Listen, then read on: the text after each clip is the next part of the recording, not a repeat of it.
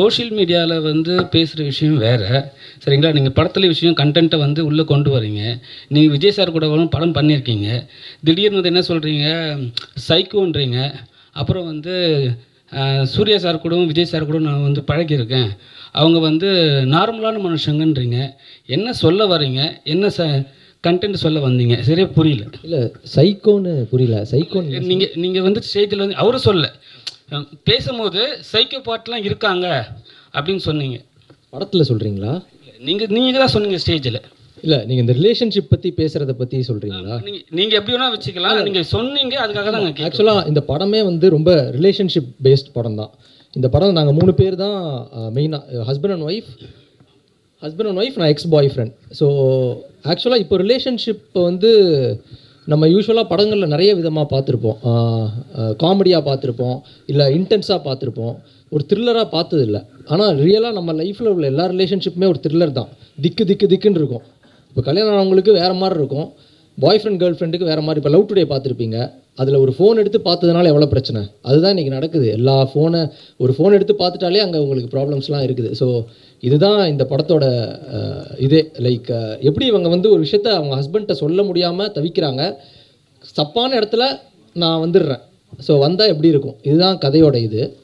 So நான் அதை தாண்டி இப்போ விஜய் சார் அஜித் சார் கூட பழகிருக்கேன்னு சொன்னது ரொம்ப பாசிட்டிவ் வேல சொன்னேன். நான் அவங்களோட ரொம்ப டைம் ஸ்பெண்ட் பண்ணியிருக்கேன், அதுவும் அஜித் சாரோட ரொம்ப பண்ணியிருக்கேன். அவர் நிறைய விஷயங்கள் எனக்கு சொல்லியிருக்கிறாரு.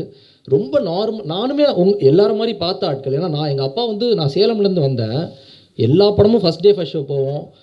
ரொம்ப வெறித்தனமான ஃபேன் எங்கள் அப்பா இத்தனைக்கும் ஒரு டாக்டர், சைக்காட்ரிஸ்ட்.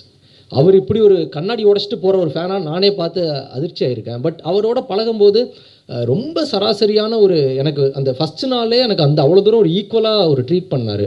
ஏன்னா நம்ம வந்து ஸ்டார்ஸ் அப்படி பார்க்குறோம்ல. ஸோ அதெல்லாம் இல்லை, நானுமே ஒரு சராசரியான ஆள், எனக்கும் அதை சொன்னார் அவரே, எனக்கும் எல்லா விதமான நல்லதும் இருக்குது கெட்டதும் இருக்குது, ஸோ அதை அக்செப்ட் பண்ணிக்கணும் அப்படின்ற மாதிரி. ஸோ அதை நான் வந்து சொல்லணுன்னு நினச்சேன், அவ்வளோதான், வேறு எதுவும் இல்லை. சோஷியல் மீடியாவில் வந்து வர விஷயம்லாம் வந்து ஒரு ஆக்டர் பேசுனா பெருசாக பேசும் பொருளாகும். ஏன்னா நீங்கள் அவர் கூட நடிச்சிருக்கீங்க, சரிங்களா? நீங்கள் வந்து எந்த ஸ்டாண்ட் எடுப்பீங்க? ஏன்னா வந்து பார்த்தீங்கன்னா சோஷியல் மீடியா இருந்தால் உடனே பார்த்தீங்கன்னாவே அவரை சில பேர் திட்டுறாங்க, சில பேர் வந்து அவர் கூட வந்து சப்போர்ட் பண்ணுறாங்க. சரி, நீங்கள் வந்து அவர் ஒரு நடிகராக, ஒரு நல்ல மனிதராக பார்க்குறீங்க, அவரோட ஸ்டாண்டு ஓகேவா? யாரை பற்றி? விஜய் சாரை பற்றி. அதை பற்றி தான் நம்ம வந்து ரொம்ப நேரம் நீங்கள் பேசுனீங்க. சோஷியல் மீடியாவில் வந்து இது மாதிரிலாம் நடக்குதுன்னு சொல்லியிருந்தீங்க, அதுக்காக தான் கேட்குறேன்.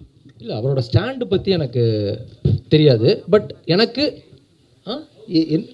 என்னோட ஸ்டாண்ட் பற்றி பார்த்தீங்கன்னா என்னை வந்து அவங்க பேசணுன்னே அவசியம் கிடையாது என்கிட்டலாம். ஏன்னா நான் ரொம்ப சின்ன ஆக்டர், நான் வந்து அவங்களோட எக்ஸ்பீரியன்ஸ் தான் என்னோடய வயசே. ஸோ அப்படி இருக்கும்போது என்னை ஒரு ஈக்குவலாக ட்ரீட் பண்ணி ஒரு சேர் போட்டு உட்கார வச்சாலே நான்லாம் இப்படி ஆகிடுவேன். அதை தாண்டி இப்போ அஜித் சார்லாம் எங்கள் அப்பாவை கூப்பிட்டு ஒரு 1.5 மணி நேரம் பேசினார் தனியாக. அவருக்கு அது அவசியமே கிடையாது. அவரை வந்து எவ்வளோ பெரிய ஆட்கள் பார்க்கணுன்னு வெயிட் பண்ணுறாங்கன்றது எனக்கு தெரியும். பட் ஒரு இன்சிடெண்ட்டில் அப்பாவை கூப்பிட்டு அம்மாவை கூப்பிடுன்னு சொல்லி 1 hour கிட்ட என்கிட்ட பேசினார். ஸோ எனக்கு ரொம்ப பெரிய விஷயமா இருந்துச்சு, இதெல்லாம் பண்ணுறாங்க அப்படின்னு சொல்லி. ஸோ அந்த இதுதான் நான் சொன்னேன். சார், நீங்கள் பேசுகிறப்ப சொன்னீங்க, சிபி சந்திரன் சார் உங்களுக்கு தான் இங்கே சொல்லுங்கள் சார். நீங்கள் பேசுகிறப்ப சொன்னீங்க, அதாவது இந்த ரிலேஷன்ஷிப்பில் கொஞ்சம் மறைக்கிறதும் நல்லது அப்படின்னு சொல்லிட்டு. ஆனால் மறைக்கிறது தப்பு தானே? அவங்கள ஒருத்தவங்க நம்பியிருப்பாங்க, அவங்கள்ட்ட மறைக்கிறது வந்து ரொம்ப தப்பு தானே? என்னை பொறுத்த வரைக்கும் காதலி வச்சுருக்கிறத மனைவிக்கிட்டேயும், மனைவி இருக்கிறத காதலிக்கிட்டேயும் சொல்கிறது சரின்னு நினைக்கிறேன். ஆனால் இந்த படமும் அதை வலியுறுத்தாதனால தான் அந்த பிரச்சனைகள்லாம் வரும்னு நினைக்கிறேன். நீங்கள் காதலி வச்சிருக்கிறத மனைவிக்கிட்டேயும், மனைவி இருக்கிறத காதலிக்கிட்டேயும் சொல்லக்கூடாதுன்னு சொல்கிறீங்க. இல்லை சார், நான் அப்படி சொல்லலை. கேட்குதா சார்? இல்லை சார், நான் அப்படி சொல்லலை. இப்போ இன்ன பாசிட்டிவ் வே சொல்கிறேன். இப்போ நம்ம யாருமே இங்கே தப்பு பண்ணாத ஒரு ஆட்களே கிடையாது சார். எல்லாருக்குமே ஏதோ ஒரு விதத்தில் ஒரு தப்பு பண்ணியிருப்போம்.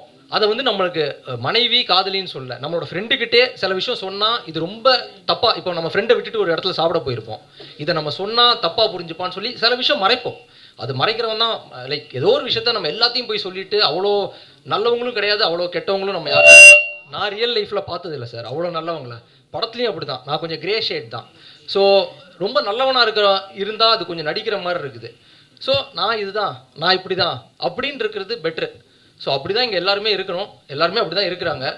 அப்படி இல்லை, நான் எல்லாத்தையும் நான் வந்து இப்போ சில விஷயங்கள் சொல்லி அதனால இப்போ அந்த ரிலேஷன்ஷிப்பே பிரேக் ஆகுற நிலைமைக்கு போகுதுன்னா அதை ஒருத்தங்க சொல்கிறாங்கன்னா அது தேவையில்லைன்னு தான் அர்த்தம். இல்லை நீங்கள் சொல்கிறப்ப சொன்னீங்க நான்லாம் விழுந்தாலும் உண்மையை சொல்லிடுற ஆளுன்னு வச்சுக்கோங்களேன்.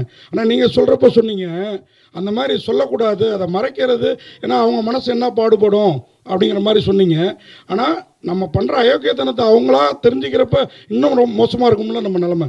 இல்லை சார், நான் அயோக்கியத்தனத்தை மீன் பண்ணி சொல்லலை, ஜென்ரலாக சொல்கிறேன். ஒரு ரிலேஷன்ஷிப் தேவைன்னு நினச்சா சில விஷயங்கள் நம்மளே சாலிடாக நம்ம வந்து ஸ்டாப் பண்ணுவோம்.